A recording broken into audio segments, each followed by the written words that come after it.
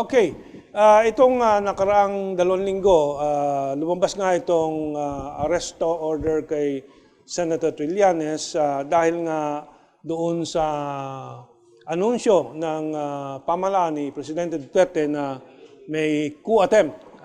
Yes, sir. And simula ito nung sa bisita ni Presidente Duterte, biglang pinutol ni Esperon ang kanyang pagsama doon sa Israel. Ewan ko kung nabalitaan ng iba ito'y nabalitaan ko at tumungo sa Estados Unidos. Sabi nung iba sa Langley, Virginia, alam naman natin kung ano nasa Langley, CIA, Yes, sir. Yung CIA. At si Presidente Duterte, one day early, bumalik sa Manila. So, something must have prompted them to move in such an unexpected way and only an emergency. Yung iba sasabihin dahil sa inflation pressures and so on, taas ng presyo. That's not enough to cause something like that. At nung dumating, kinansela yung amnesty ni Senator Trllianes and so on. Ngayon, may investigasyon ng NBI, may investigasyon ng Armed Forces, pero meron ding mga anunsyo sa Armed Forces na they are solidly behind President Duterte. May AFP, may mga balita na ang AFP din, may hawak na mga dokumento from 2016 ng Communist Party of the Philippines that they were planning for a Red October surprise against Duterte. This 2018, 2 years of preparation. Yung iba, mababasa natin naman yung opposition ni Biason, ni Fidel Ramos, ni Almonte doon sa pagkansela ng amnesty ni Trllianes and so on. So the debate is going on. But yung iba sabi, hindi naman posible, hindi totoo yung suspecha ng gobyerno. Gawa-gawa lang dahil nga to distract daw from the other issues. I don't think the government, it is to the government's interest to create a scene like this just to distract because it also diminishes the government's stature. The credibility of the it's government. Self-inflicting credibility wood. and stability of the so government. Hindi. Yung iba naman sabi, how can you prove kung may conspiracy to, you cannot prove conspiracy talaga. Yes, napakahirap. mahirap. Pero I'm old enough in politics to understand that you can conspire without any written agreement. Yes, You don't even have to meet. Yes. You just do the usual thing an opposition and the center does, go to the streets, raise issues, tuloy-tuloy, pero makikita mo sa coordination. The concerted action. Concerted action. The acts. Pati yung mga media. Acts, yes. Yung mga media na identified with certain parties and yes. certain interests. So, based on that, You look at it at its totality. Totality. Yes, So, nabanggit mo kanina that this may even be connected to what is happening doon sa The resolution. resolution sa PEP, no? Kasi po itong resolution was dated, promulgated September 18. That was 3 days before martial law, September 21 anniversary. September 21. Kasi kung natandaan po natin, ang sabi nila, the administration of the president, na magsisimula yung October Revolution, Red October on September 21, which is the 46th anniversary of the declaration of martial law. Which, by the way, if you look at what happened on 2021, there was concerted mass action in the streets. Pinapalaki nga nila yung rally nila. Pinilit nila. May rally pa sila the night before, then on the day itself. So, siguro, pero this was released 1 week after. This was released 1 week after, right, diba? Right, Kamentong. But siguro pwede naman nagkataon lang talaga. But if I were a justice of the Supreme Court, I would not release it on that. I would not promulgate it on that day or close to that day because you should also be aware of the political developments. Kasi baka mabigyan ng ibang kulay yung action natin, di ba? So, I think everyone should be mindful about that. But the fact that this was promulgated on September 18, when in fact, they have been dragging their feet on this for a long time, di ba? They were dragging their feet on this for a long time. Well, suddenly on September 18. So, you cannot remove that from the consideration of this issue on Red October. Magdadigress ako ng konti from Red October to the practices, informal and formal, spoken and unspoken dyan sa Korte Suprema. When a case is given to opponente, everybody respects the ponente. And Yes, sir. Doon, pinababayaan na lang doon. Yes, opo. So yun ang posible because the other members of the Supreme Court, I know, are meticulous, no? And I respect a lot and would not just, except that kung meron ng informal or formal parang practice na pag nasa kamay na ng ponente, pababayaan na. Yes, sir. If like for example, justices tayo ng Supreme Court, napunta sa inyo yung isang kaso, you will fairly have control over the case, the control, the pace, or whatever, and any incidents that are related to the case, and you will have to make the ponensya.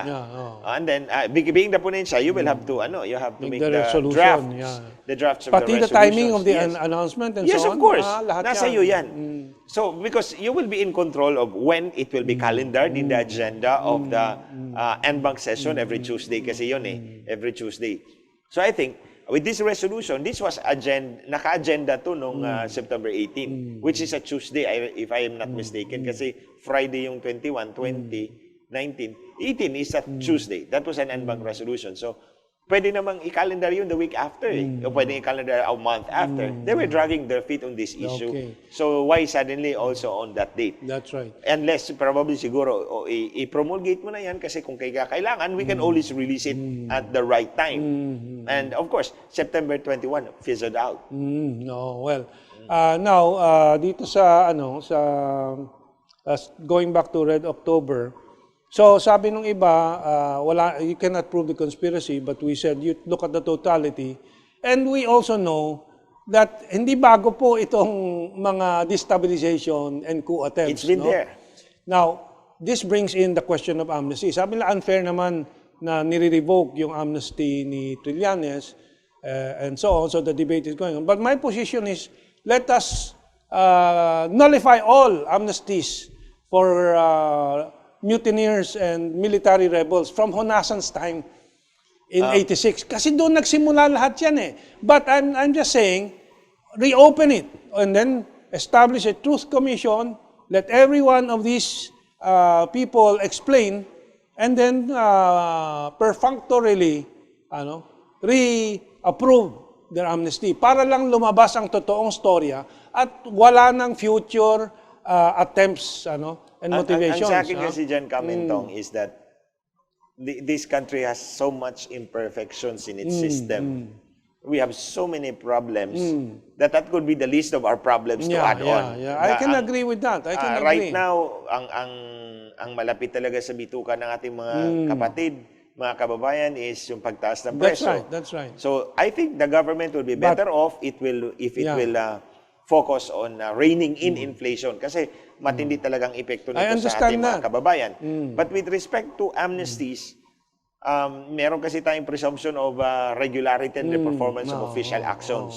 So we presume that the grant of amnesty was done in the regular course of business, the regular course of official acts of these public officials, the one granting them, that's the president.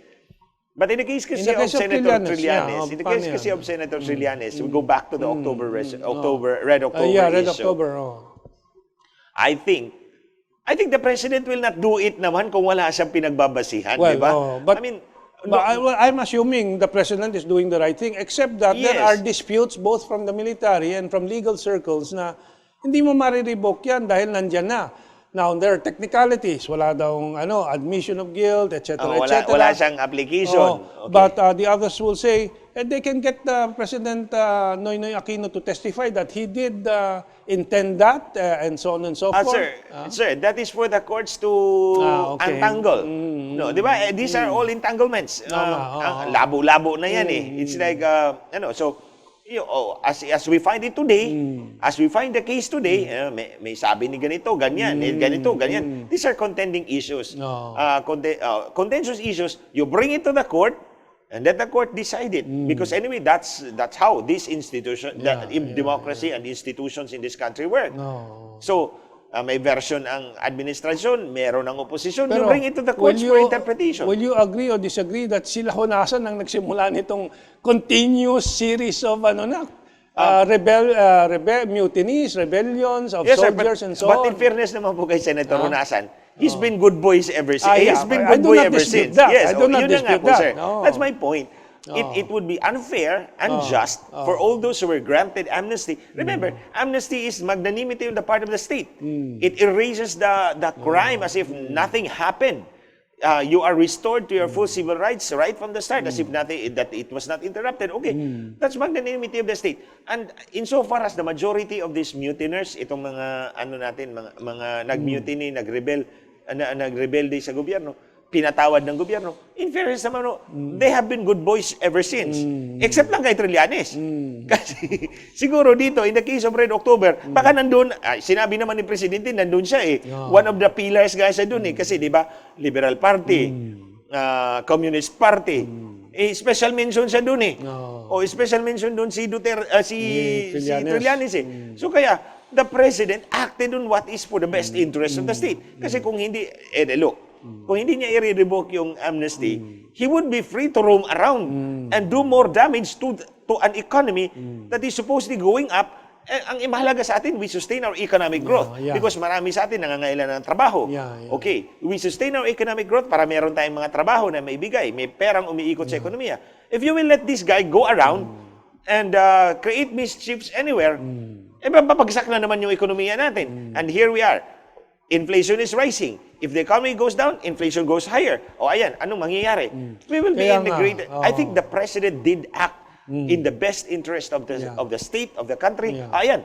And that's why mas importante ang stabilidad. Yes. Kaysa pointing out errors of the present administration to the extent of destabilizing it. Yes. In other words, matatanggap natin na any administration will not be perfect.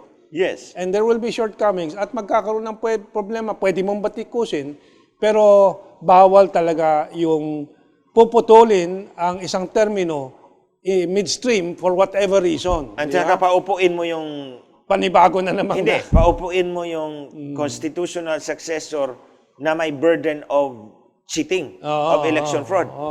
Ganun ba yan? Actually, that is totally unacceptable also as far as I am concerned. You cannot create government stability even if you follow constitutional succession. Kung ang susunod naman is burdened by so much suspicion of her yung mandate niya. Actually, the only time I think that the Honasan rebellion against Marcos was unjustified, because Marcos did win the election. Marcos had a good program of development. That was the perception of Senator Honasan and his group at that time. With Enrile and Ramos, no?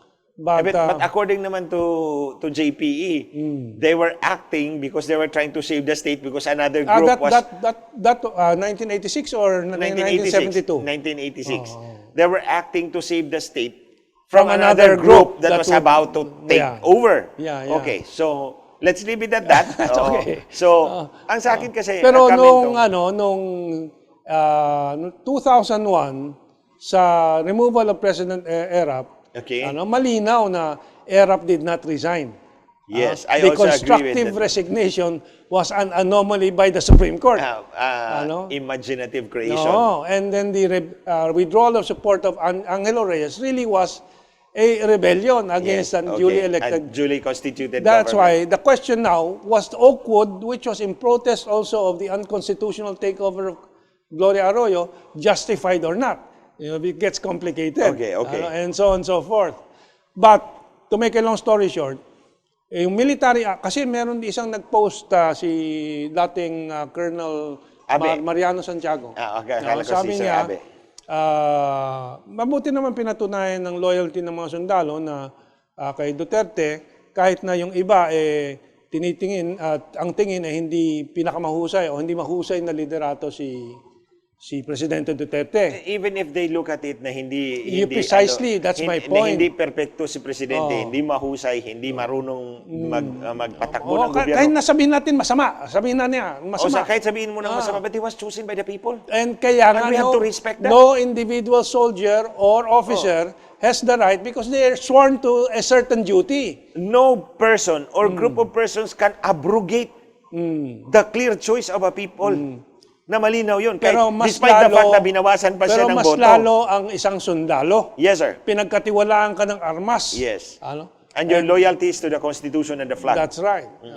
Well, how about the president? That is also a question. Kasi elected nga yan, and the Constitution says he is the kinatawan ng taong bayan. Yes, opo. So may personal in quotation marks loyalty.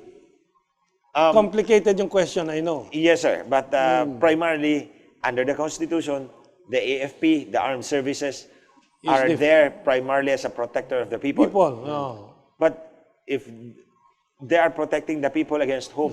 Kaya nga. Kasi alam mo naman yung leftist, puro sila, we are the people, our people. Si leftist, kahit konti sila, they are the people. They're the people. They are the people. Eh yung majority naman, they are the real people. Ang sa akin kasi, ito talaga ay more practical on this one, Kamentong, mga kaibigan, mga kababayan. Here we are facing a prospect of rising oil prices. You know naman, when prices of oil rise, the prices of basic commodities also rise. Inflationary pressures rise up. And while we are growing fast at 6+%, inflation can actually tame down that growth. Ang sa atin kasi, kailangan nating tumaas talaga yung inflation, yung economic growth natin kasi our population is also mataas din yung growth. Pag mataas yung population growth, kung pwede natin triplehin or quadruple yung economic growth natin, so much the better so that mas marami tayong mga mahirap na kapatid, kababayan na maiahon sa kahirapan. But if there is inflation, it also pulled them down. Parang tagabuwar yan. And if you put in a Trllianes factor there with his Red October and all of his cohorts there, then you are actually helping the negative side to pull down the economy further. Ang daming taong maghihirap dyan. Ang daming taong mawawalan ng trabaho just because of the political beliefs of these people, just because of adventurism. So I think you have to consider the bigger picture na we cannot afford this kind of instability. Because kailangan nating magpatuloy yung economic growth natin so that umunlad ang bansa natin, mas maraming kababayan natin maiahon sa kahirapan. Well, one of these days, we'll talk about economics with Attorney Chong because he had an economic plan for this province before na napakaganda. But we've run out of time. So, Attorney Glenn, message to our people. Sir, ganito lang po ang palagi kong sinasabi as I have been known to be fighting for clean, honest, and transparent elections. Going back to this Red October also, ang mahalaga kasi is maiahon natin ang ating mga kababayan sa kahirapan because the more our population grow, the more people will be stuck in poverty. So kailangan nating ayusin yung ekonomiya natin. But maayos yung ekonomiya natin if we also have good governance. That's right. So everything boils down to clean, honest elections. And stability. Yes. Kasi, a credible elections Brings is the stability. Foundation of a stable government. So, pag ang eleksyon po natin ay dinadaya, ninanakaw ang boto natin, dyan nagsisimula ang korupsyon at all levels of government.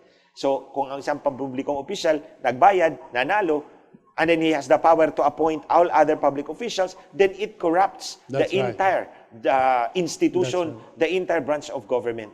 So mas matindi ho ang epekto nun sa bayan natin, sa bansa natin. Kaya that's why we're fighting na maging malinis yung halalan natin.